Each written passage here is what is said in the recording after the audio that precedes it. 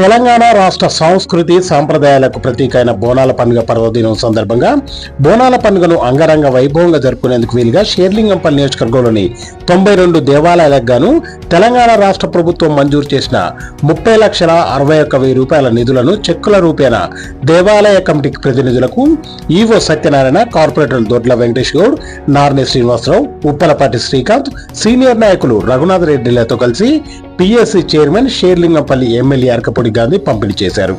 ఈ సందర్భంగా ఎమ్మెల్యే గాంధీ మాట్లాడుతూ ప్రజలందరూ బోనాల పండుగ సంతోషంగా జరుపుకోవాలని, నియోజకవర్గంలోని ప్రతి గుడికి బోనాల నిధులు మంజూరయ్యేలా కృషి చేశానని, నిధులు మంజూరు చేసిన ముఖ్యమంత్రి రేవంత్ రెడ్డికి ప్రత్యేక ధన్యవాదాలు తెలియజేస్తున్నానన్నారు.